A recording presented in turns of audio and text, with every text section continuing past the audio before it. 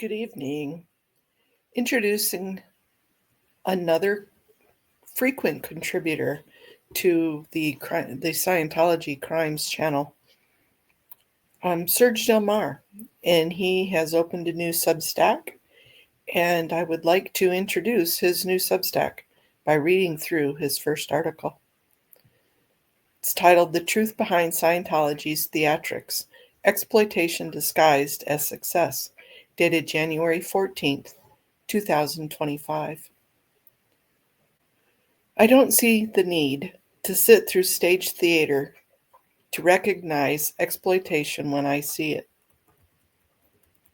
There's a picture of L. Ron Hubbard with some children looking at the e-meter. Scientology parading their so-called successes is nothing more than a desperate distraction, a smoke and mirrors routine to obscure the devastation they've caused. These aren't triumphs. They're polished propaganda pieces, manufactured to disguise a system built on coercion, control, and abuse. Let's talk about these quote-unquote miracles. The organization boasts about their most miraculous achievements, as if curing blindness or raising the dead is within their reach, claims that would be laughable if they weren't so grotesque in their intent. These outrageous stories aren't evidence of divine intervention, they're textbook cult tactics. They're designed to make the impossible seem plausible, to entrench belief, and to hook vulnerable minds into a system that will bleed them dry emotionally, financially, and spiritually. Behind those miracles are untold horrors. While they preach about restoring sight, they blind their members to reality. While they boast about reviving lives, they destroy families and extinguish childhoods. They might claim to bring clarity, but in truth, they thrive on confusion, fear, and obedience. What they don't advertise are the parents forced to disconnect from their children, the kids raised in squalid conditions under the Sea Org, or the countless individuals bankrupt in pursuit of the so-called enlightenment. It's all a bait and switch. They dangle promises of extraordinary transformations while delivering nothing but suffering. Those success stories you hear are carefully curated. The people who speak out are coached to tell you only what Scientology wants you to hear. They won't admit the cost of these so-called achievements, the hours of grueling auditing sessions, the constant psychological manipulation, the pressure to conform at all costs. They certainly won't talk about the wreckage left behind when the facade finally crumbles. Facade finally crumbles. Take their claims at face value, and you might think they've unlocked the secrets of the universe. Look closer, and you'll see the scam. A convicted felon named L. Ron Hubbard wrote science fiction, dressed it up as religion, and built a machine to extract money and labor from the gullible and the desperate.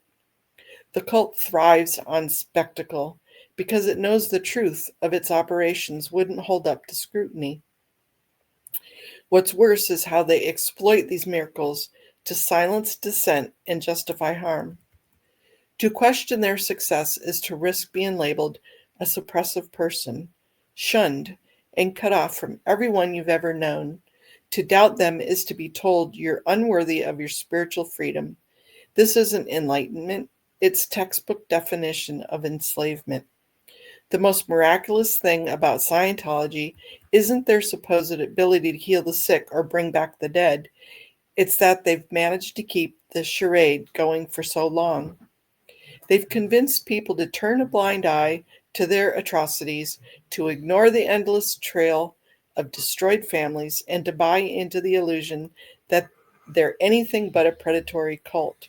But the cracks are showing.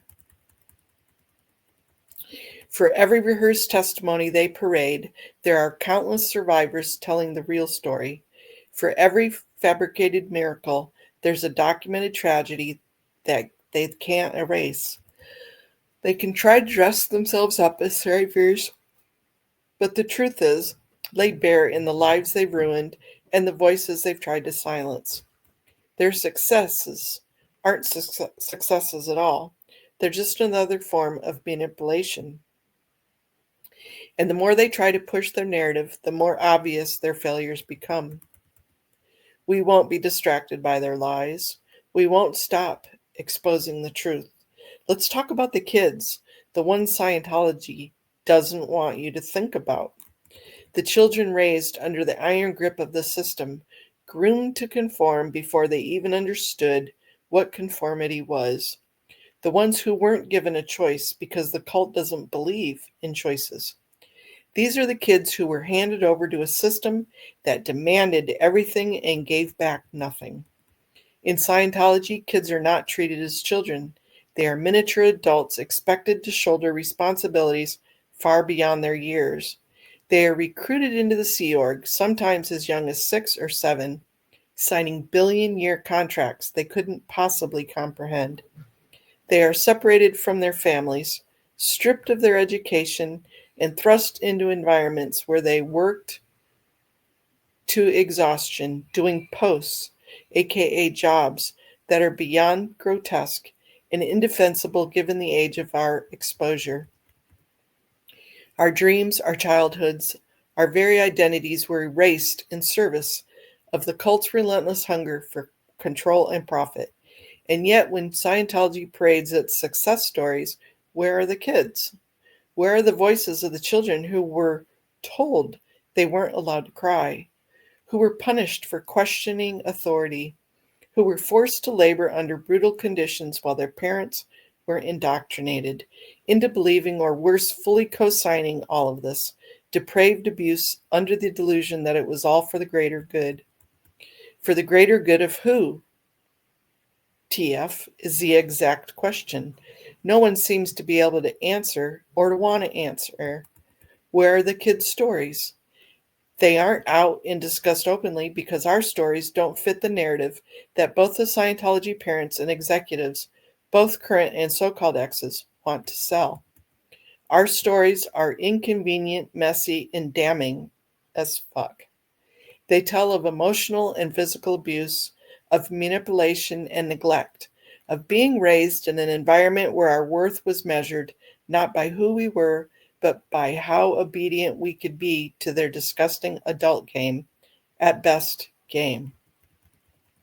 Imagine being a child in a world where your parents were more devoted to L. Ron Hubbard than to you. Our needs, our feelings, our very existence were secondary to the demands of the convicted felon's delusions. Imagine being punished for needing bare minimum attention, for needing love, for daring to expect the basic care every child needs and deserves. In Scientology, our parents were obsessed with grooming us to prioritize the cult over everything, including ourselves. They groomed us to think that any expression of individuality or dissent from us was evidence of a counterintention, a threat to the greater good. In the world of Scientology, loyalty to the cult trumped loyalty to the family every single time. The result? A generation of us grew up believing we were unworthy of love unless we performed for it and completed disgusting Scientology levels that are indefensible to expose underage kids who cannot consent to the martyrdom or, at best, or total sadomasochistic practices, so-called audits that full-grown adults breaking news do get off on. We were groomed to suppress all our human emotions, to hide our pain, to shrink ourselves into shapes that fit the cult's corrupt, rigid expectations. We were abandoned emotionally and physically by parents, too consumed by the lies that they were purchasing to want to consider the damage they were inflicting on the underage kid. We were left as roadkill to become the unspoken victims of Scientology's so-called successes. Our pain is buried beneath the glossy surface the cult tries to desperately to project. But our voices are rising. Our stories are coming out. And we are devastating indictment of a system that claims to heal but only harms. No amount of staged testimonials can erase the trauma inflicted on us as children. No carefully curated PR campaign can undo the damage they caused. We didn't have a choice, but you do. You can choose to listen to us. You can choose to stand with us. You can choose to demand accountability for the atrocities we endured. Because we're not just statistics. We're not just collateral damage. We are human beings and our lives matter. Our stories deserve to be told and our pain deserves to be acknowledged. And most importantly, current kids exposed to this level of danger are worth being saved by being properly advocated for. So, no, I don't need to sit through Scientology's theater of lies to know the truth. The truth is written in our lives, in the lives of every child who survived their so called miracles. And no matter how hard they try to bury it, our truth will not stay silent whatsoever. Scientology parents and executives need to stop playing dumb on a full-time basis. No one believes your delusions because your credibility could not be more wrecked. Hashtag no more kids in Scientology. Hashtag kids cannot consent. Hashtag expose the cult. And you can subscribe to Serge Del Mar. Wonderful, wonderful article, Serge. As always. Thank you so much. I'll link his Substack down below. And thank you for joining me.